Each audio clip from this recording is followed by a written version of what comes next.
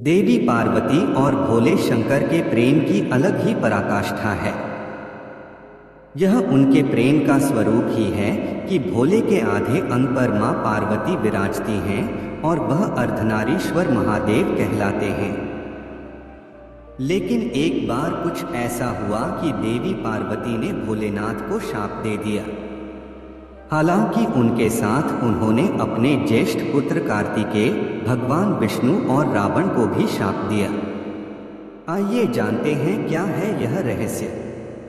पौराणिक कथा के अनुसार एक बार भोलेनाथ ने माता पार्वती के साथ द्युत क्रीड़ा जुआ खेलने की अभिलाषा प्रकट की। इसमें भगवान शंकर अपना सब कुछ हार गए। हारने के बाद भोलेनाथ ने अपनी अलग ही लीला रची। उन्होंने पत्ते से बने वस्त्र पहने और गंगा तट पर पहुंच गए।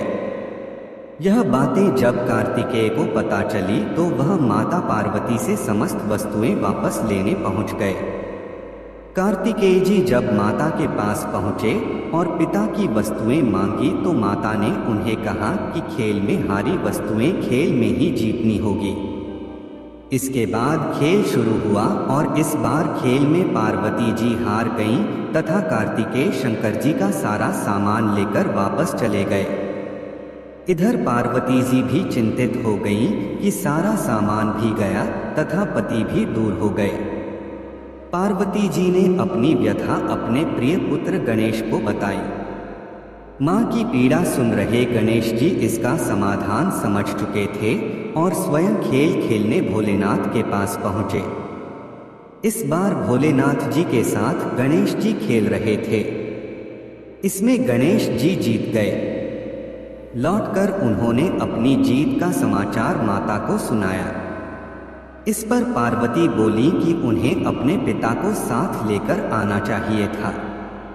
इसके बाद गणेश जी फिर भोलेनाथ की खोज में निकल पड़े। भोलेनाथ से उनकी भेंट हरिद्वार में हुई। उस समय भोलेनाथ भगवान विष्णु व कार्तिकेय के साथ भ्रमण कर रहे थे। पार्वती से नाराज भोलेनाथ ने लौटने से मना कर दिया। भोलेनाथ के भक्त रावण ने गणेश जी के वाहन मूषक को बिल्ली का रूप धारण करके डरा दिया। मूषक गणेश जी को छोड़कर भाग गए।